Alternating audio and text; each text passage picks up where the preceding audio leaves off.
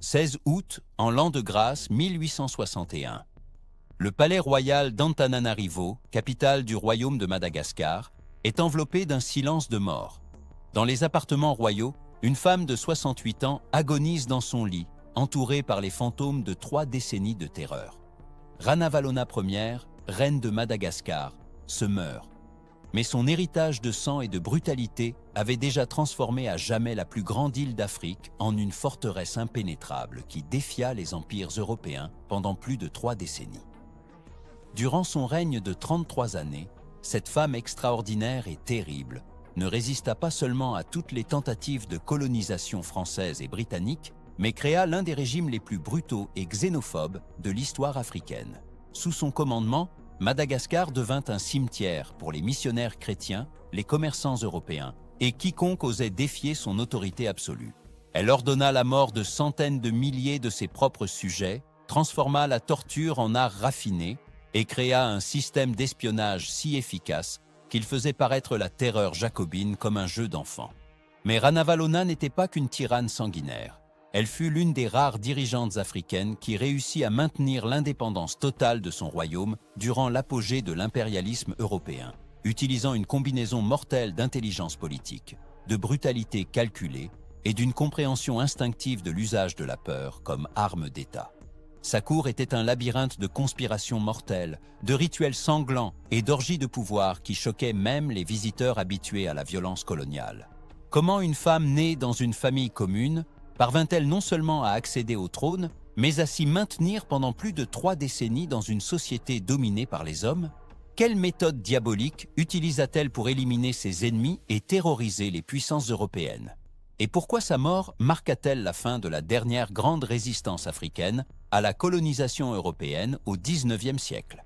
Ranavalona naquit vers l'an de grâce 1788 dans une famille de paysans de l'ethnie Mérina, sur les hauts plateaux centraux de Madagascar. Son nom de naissance était Rabodo-Andrianam Poani-Mérina, mais elle serait connue par l'histoire simplement sous le nom de Ranavalona, signifiant « la pliée de soie ». Dès l'enfance, elle démontra une intelligence exceptionnelle et une ambition féroce qui la distinguait des autres jeunes filles de son village. Madagascar, à la fin du XVIIIe siècle, était une mosaïque de royaumes rivaux, constamment en guerre. L'ethnie Mérina, des hauts plateaux centraux, étendait sa domination sur les autres tribus de l'île sous la direction du roi Andrianam Poani-Mérina, l'un des grands conquérants de l'histoire malgache. Ce fut durant l'une de ces campagnes militaires que le destin de Ranavalona bascula à jamais. À 16 ans, elle fut choisie comme l'une des épouses secondaires du prince héritier Radama, fils d'Andrianam Poani-Mérina. Ce n'était pas un mariage d'amour, mais une alliance politique destinée à consolider le soutien de la famille de Ranavalona au trône Mérina. Radama avait déjà une épouse principale, Rasoherina, mais dans la polygamie royale malgache, les épouses multiples symbolisaient le pouvoir et la stratégie diplomatique. Ce qui aurait dû être une vie de relative obscurité dans une cour polygame se transforma en opportunité lorsque Ranavalona démontra posséder quelque chose que ses rivales n'avaient ou pas, une intelligence politique exceptionnelle et une capacité terrifiante de manipulation. Tandis que les autres épouses se contentaient de luxe et de cérémonial, elle étudia obsessionnellement les mécanismes du pouvoir royal, mémorisa des généalogies complexes et apprit les secrets des traditions militaires Mérina. Quand Andrianam Poani-Mérina mourut en l'an de grâce 1810, Radama monta sur le trône sous le nom de Radama Ier et initia un processus de modernisation qui transformerait Madagascar. Il établit des relations diplomatiques avec la Grande-Bretagne, permit l'entrée de missionnaires chrétiens, abolit la traite des esclaves et commença à occidentaliser l'administration royale. Ranavalona observait tout avec une alarme et une désapprobation croissante. Pour Ranavalona, la modernisation de Radama représentait une trahison des traditions ancestrales malgaches et une soumission humiliante aux étrangers blancs. Elle voyait les missionnaires chrétiens comme des agents de l'impérialisme européen, les commerçants britanniques comme des exploiteurs déguisés et les réformes occidentalisantes comme un chemin direct vers la perte de l'indépendance nationale. Ces soupçons n'étant pas infondés. Dans tout le continent africain, la pénétration européenne commençait toujours par des commerçants et des missionnaires. La tension entre Ranavalona et Radama s'intensifia durant la décennie des années 1820. Elle commença à former secrètement une faction traditionnaliste à la cour, composée de nobles mérinas qui s'opposaient également aux réformes occidentalisantes. Ces hommes voyaient en Ranavalona non seulement une alliée politique, mais une dirigeante charismatique capable de restaurer la pureté culturelle malgache. En l'an de grâce 1828, Radama Ier mourut subitement à 36 ans, officiellement de fièvre. Les circonstances de sa mort furent toujours controversées. Certains historiens suggèrent qu'il fut empoisonné par des conspirateurs qui s'opposaient à ses réformes pro-européennes.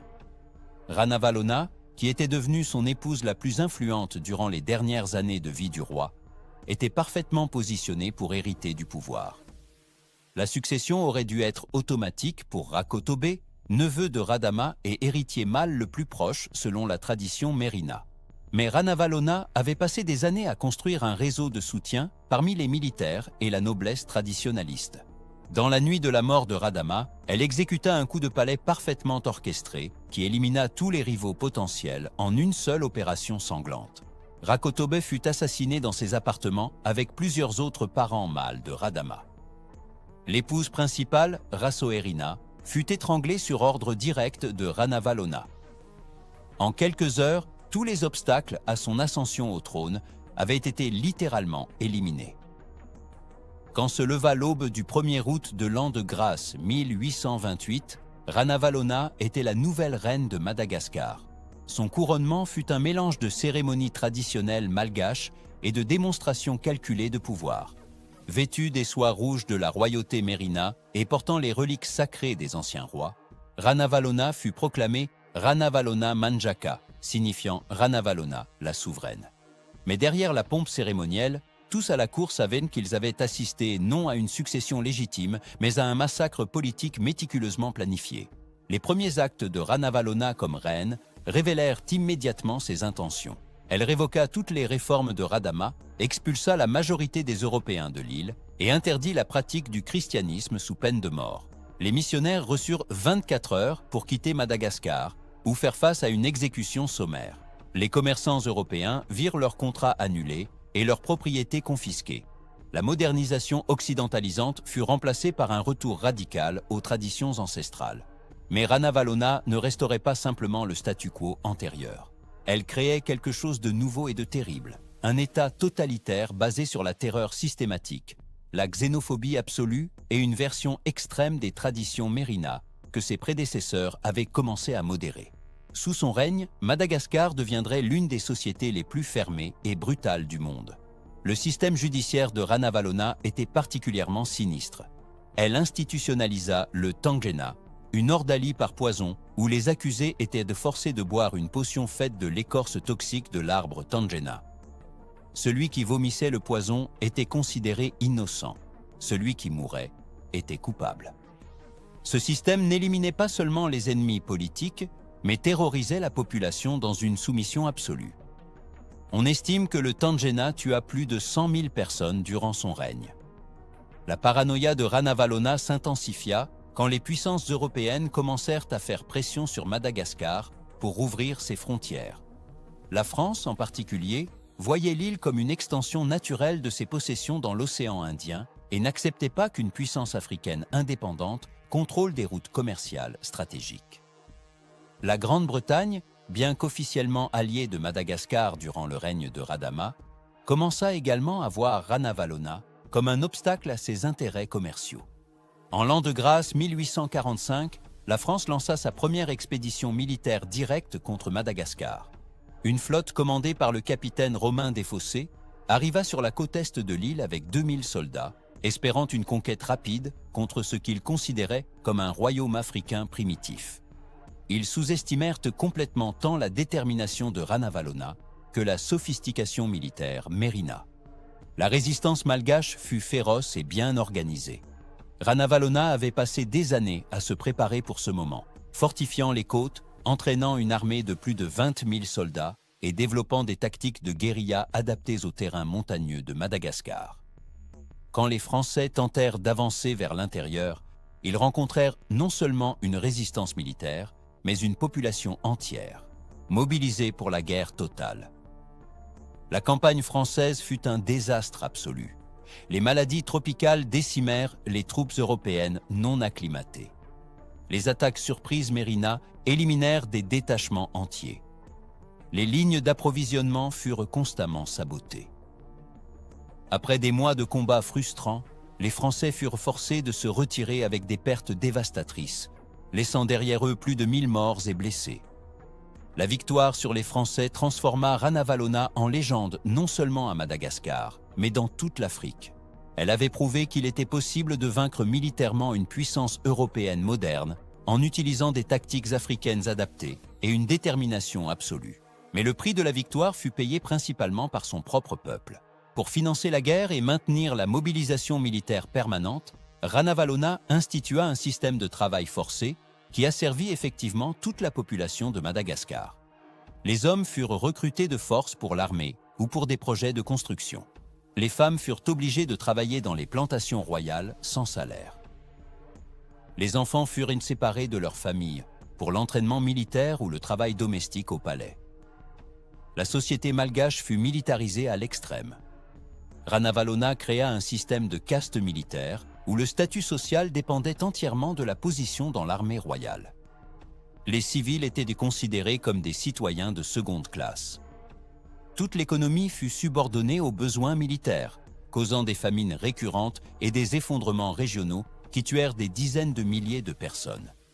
L'aspect le plus sinistre du règne de Ranavalona était son système d'espionnage interne. Elle créa un réseau d'informateurs qui pénétrait toutes les couches de la société malgache. Les voisins espionnaient leurs voisins, les fils dénonçaient leur père, les épouses trahissaient leur mari. Toute critique du régime, si mineure soit-elle, résultait en emprisonnement, torture et fréquemment mort par le Tangena. Les exécutions publiques devinrent un divertissement régulier dans la capitale.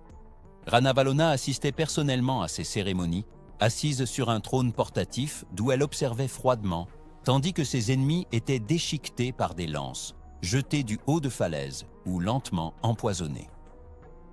Ces exhibitions de cruauté n'étaient pas seulement une vengeance personnelle, mais un théâtre politique calculé pour maintenir la population terrorisée. Durant la décennie des années 1850, Ranavalona atteignit l'apogée de son pouvoir et de sa paranoïa. Elle avait éliminé tous les rivaux internes, vaincu les tentatives d'invasion européenne et créé un État totalitaire qui contrôlait tous les aspects de la vie à Madagascar. Mais l'isolement total coûtait également cher à l'île. L'interdiction du commerce extérieur avait drastiquement appauvri Madagascar. Les produits qui arrivaient facilement auparavant, grâce aux échanges avec les Européens, outils métalliques, tissus, armes modernes, devinrent rares ou disparurent complètement. La population était forcée à un primitivisme artificiel qui réduisait drastiquement la qualité de vie. Paradoxalement, ce fut durant cette période d'isolement maximal que quelques Européens réussirent non seulement à survivre à la cour de Ranavalona, mais à prospérer. Le plus célèbre fut Jean Laborde, un ingénieur français qui avait fait naufrage sur la côte malgache en l'an de grâce 1831. Au lieu de l'exécuter comme les autres étrangers, Ranavalona décida d'utiliser ses compétences techniques. Laborde devint une sorte de ministre de la technologie non officielle pour Ranavalona. Il établit des fonderies qui produisaient armes et outils, construisit palais et fortifications, et organisa même une petite armée de techniciens européens et malgaches qui maintenaient Madagascar en fonctionnement malgré l'isolement. Sa relation avec la reine était complexe. Certains historiens suggèrent qu'ils étaient amants, d'autres qu'il était simplement un esclave privilégié. La présence de Laborde et de quelques autres Européens à la cour créait une contradiction intéressante dans le règne de Ranavalona.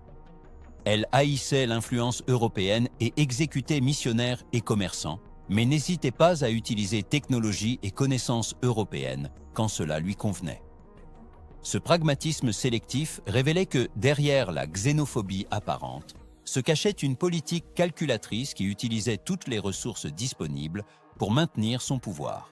Durant les années 50 du XIXe siècle, la pression externe sur Madagascar s'intensifia à nouveau. La France, humiliée par sa défaite précédente, commença à planifier une invasion beaucoup plus importante et mieux organisée.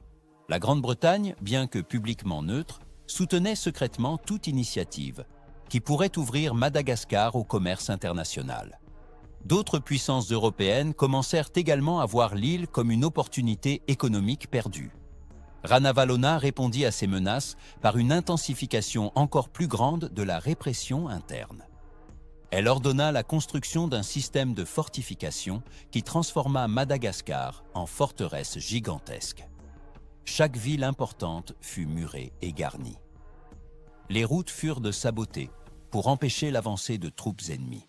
Les approvisionnements furent stockés dans des dépôts secrets à l'intérieur montagneux.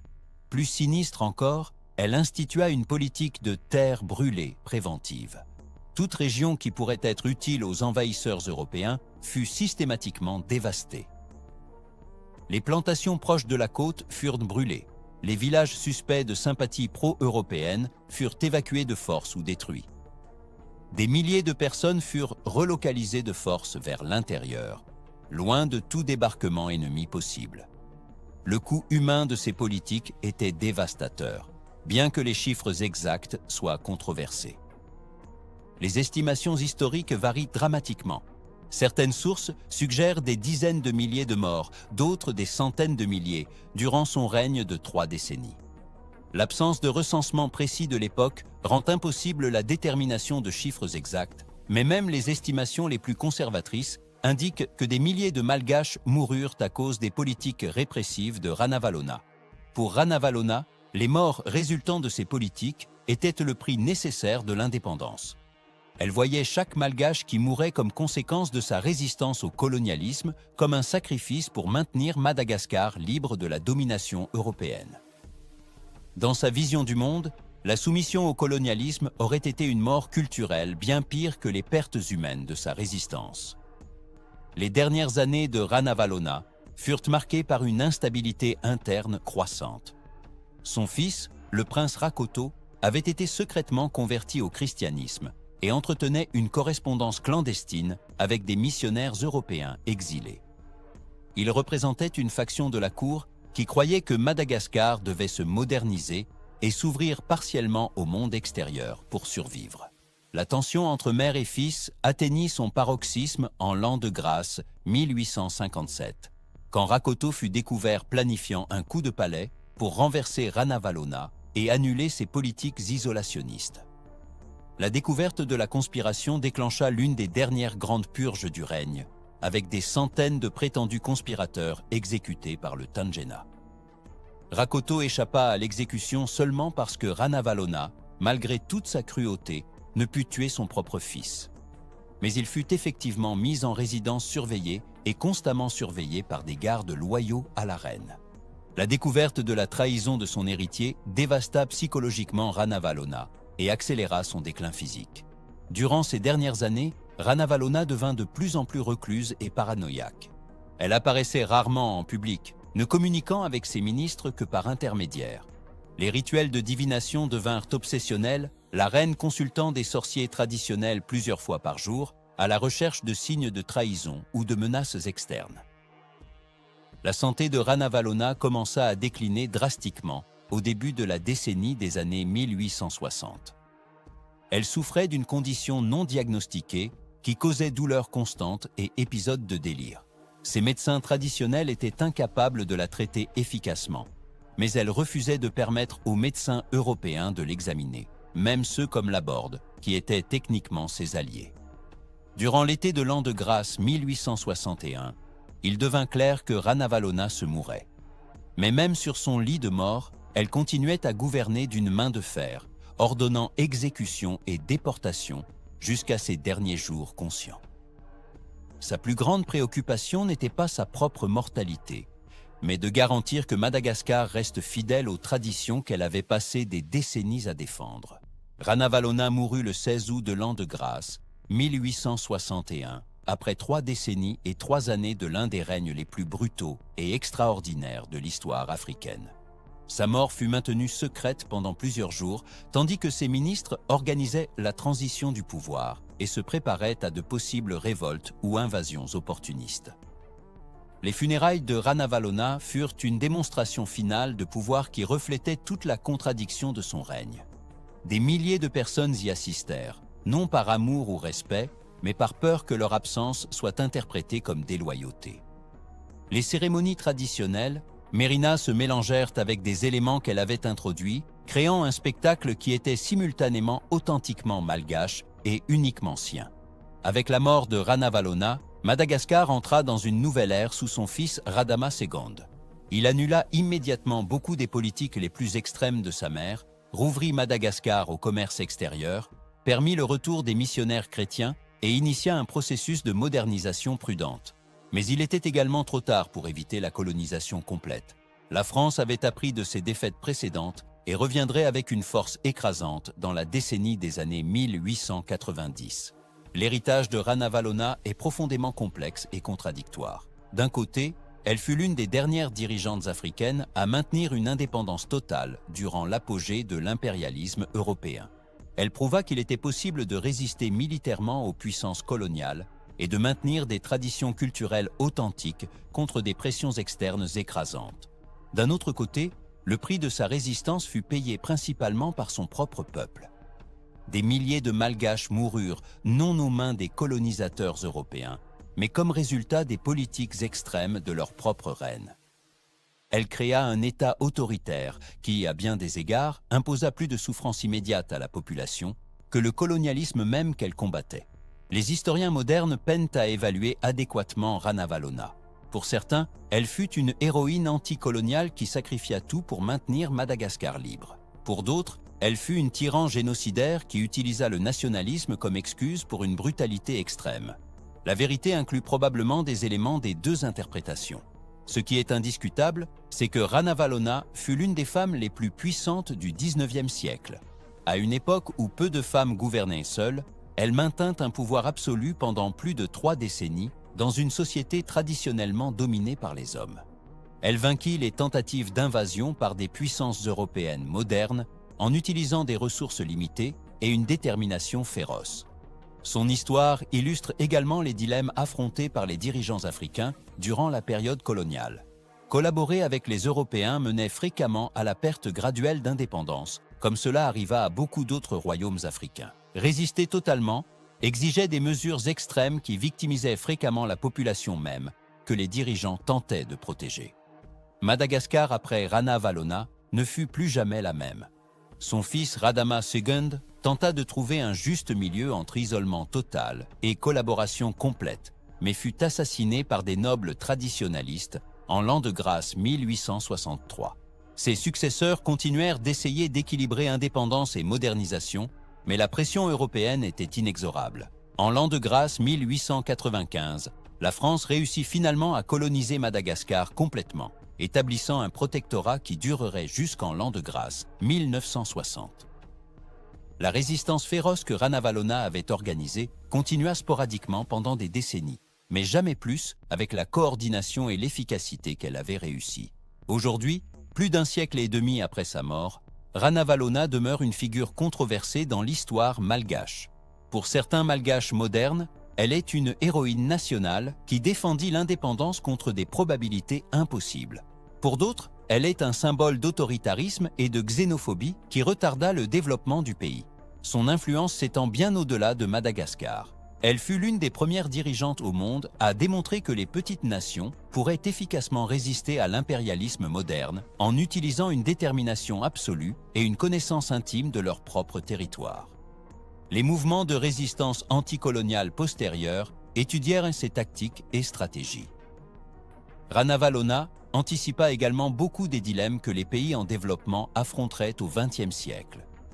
Comment équilibrer tradition et modernisation, indépendance et intégration globale, sécurité nationale et droits humains? Ces solutions furent extrêmes et fréquemment brutales, mais les problèmes qu'elle tenta de résoudre demeurent pertinents. La reine qui menaça l'Europe mourut comme elle avait vécu, défiante jusqu'à la fin, refusant de compromettre ses convictions même face à la mort. Ranavalona Ier fut simultanément l'une des grandes défenseuses de l'indépendance africaine et l'une des tyrannies les plus brutales du XIXe siècle. Son histoire sert de rappel tant de l'héroïsme que de l'horreur qui peuvent résulter quand les dirigeants choisissent de résister à l'impossible, indépendamment du coût humain.